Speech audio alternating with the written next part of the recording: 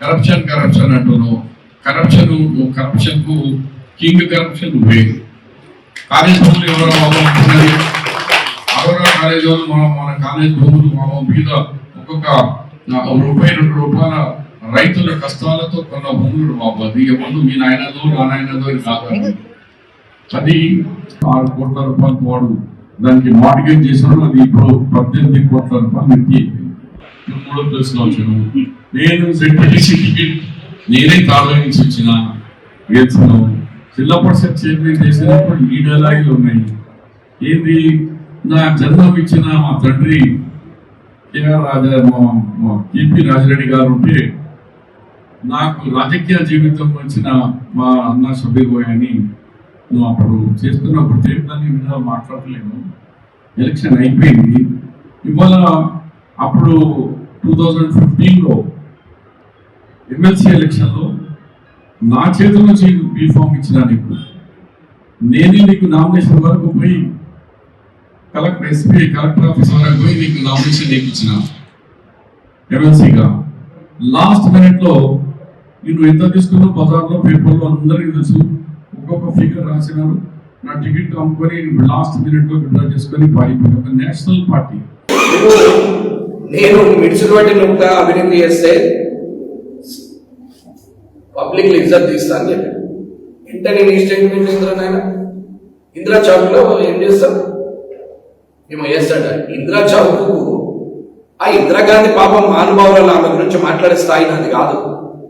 ఆమెకు మొక్కాల్సిన వ్యక్తులం ఏ పార్టీ అనేది అనవసరం.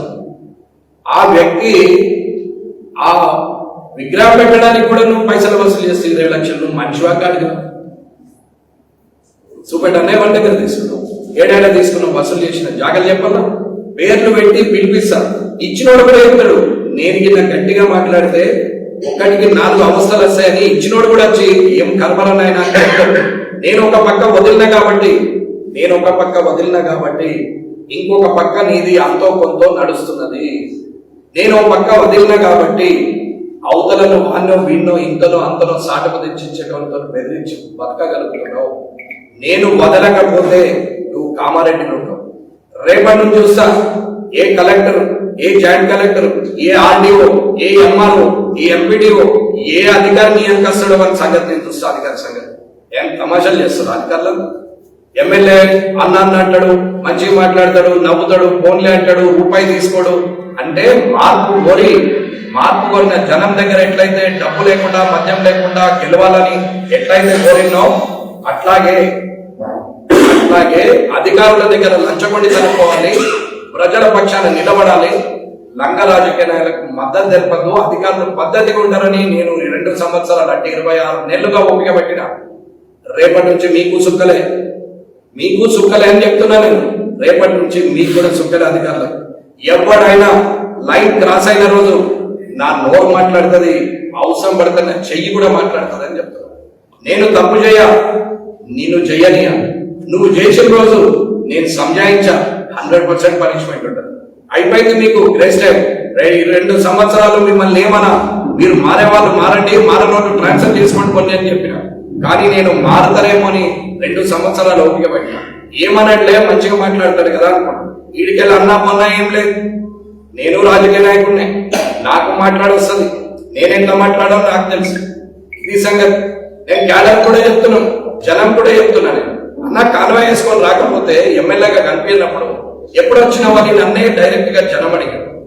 నేను 20 సార్లు పైన రోడ్డు మీద కూడా నువ్వు నాకు కనిపించలేదని జనం అన్నారు. కాబట్టి రేపటి నుంచి నేను 10-15 మండలాల్లో తిరుగుతాను. నాకేం ఇబ్బంది లేదు. 6 మండలం తిరుగుతాను అన్న. రేపటి నుంచి ఒక వారం లోపల ప్రతి ఊర్లో ఫ్లెక్స్ ఉంటుంది, కామారెడ్డి అంతా ఫ్లెక్సీలు ఉంటాయి. ఎవడు అడ్డం వస్తాడో నేను కూడా చూస్తాను, బరాబరేస్తాను ఖచ్చితంగా. ఇకపోతే ఆడ ఈడ కూడా మాట్లాడుతున్నాడు అన్న, ఇప్పుడు సున్నం చేస్తా అని చెప్తుంది. నా తెరవస్తాను. నీ సైడ్ తప్పుంటే నేనేమన్నా క్యాడర్ కూడా చెప్తున్నా, అవతల పార్టీ కానీ ఏ పార్టీ అయినా కానీ. నేను ఊరుకున్నా కొద్దీ మా వాళ్ళని ఊరుకోమన్నా కొద్దీ మీరేదో రెచ్చిపోతున్నారో హెచ్చరికం చేస్తున్నారు. ఇప్పుడు సున్నం చేస్తా, బద్దలు భాషంగాలు చేస్తా అని చెప్తున్నా. అన్న నేను వార్నింగ్ ఇచ్చడం కాదు, డైరెక్ట్ ట్రీట్మెంటే. అనవసరమైన కథలు ఏమున్నాయి. నేనేం రోగ నిర్ధారణ కేంద్రం పెట్టుకోలే. డైరెక్ట్ గా రోగాన్ని ఖతం చేసాడు. ఇక ఇవన్నీ ఏముంటాయి, వాడు వీడే చూసుకుందాంరా చేద్దాంరా అని వీడియోల ముందు ఎగిరినట్టు కాదన్న. తలగితే గ్రామంలో నాకు ఇటు ఈసారి నేను వస్తున్న గ్రామాలలో ఎవడే మాట్లాడతాడో నేను చూస్తా. ఇక నేను మాట్లాడతా, ఏ పార్టీ వాడు ఏం మాట్లాడతాడో నేను చూస్తా. అలా మీరు అందరూ కూడా నా వల్ల అన్ని పార్టీలో ఉన్న క్యాడర్ అంతా నాదే అనుకున్నా, మనుషులు అనుకున్నా, మన వాళ్ళు అనుకున్నా, ఎవరిని కూడా ఏమనద్దు అనుకున్నా. అందరితో సద్భావనతోని సత్సాంప్రదాయంతోని చక్కని భాషతోని మాట్లాడినా, సంబోధించిన అన్నాన్ని మాట్లాడినా, చిన్నోని పెద్దోని కూడా అన్నాన్ని మాట్లాడినా. అన్న అనేది అసమర్థతకు నిదర్శనం అయితే, అరే అనేది ముఖతనానికి నిదర్శనం అయితే నేను అరేయ లేకుండా, నేను అరే అనే లేకుండా అని చెప్తాను. కొట్టడమే రాజకీయం అయితే, తిట్టడమే రాజకీయ నాయకుడి లక్షణం అయితే నేను రాజకీయ నాయకుడిగా మారదలుచుకున్నాను. కానీ నా క్యారెక్టర్ మారదు అని చెప్తున్నాను. నేను కరప్షన్ చెయ్యనియ్యా. మున్సిపల్లో కానీ ఎక్కడైనా అధికారులందరూ చెప్తున్నా, అన్న ఈ రోజు ఫైనల్, రేపు మార్నింగ్ నుంచి ఎవ్వడు గీత దాటినా, ఎవ్వడు అనే మాట్లాడుతున్నా, ఎవ్వరు కాదు. ఏ అధికారి గీత దాటినా ఈకు సున్నం చేస్తా అని చెప్తున్నా. నేను ఏదో అంతకుముందు హాస్పిటల్లో ఒక్కొక్క సంగతి బట్టలు కూడా తీసుకొడతాను బయట చెప్పినట్టు మాటని మర్చిపోయాడు, వీడియో మర్చిపోయాడు అనుకున్నారేమో. ఏ ఇన్సిడెంట్ మర్చిపోలే, ఏ డైలాగు మర్చిపోలే, ఏ క్యాడర్ అన్నది కానీ, అధికారి చేసిన తప్పులు కానీ, ఎవరెవరు ఏమేం చేసినో ప్రతి రికార్డు ఉన్నది. నేను ఊరుకునే రకమే కాదు, నేను ఎంకరేజ్ చేస్తూనే కాదు. వీడికెళ్ళి యుద్ధం చలో రండి, ఎంత మంది వస్తారని నేను కూడా చూస్తాను. ఇన్ని రోజులు గౌరవం కోసం కాపాడుకున్నాను.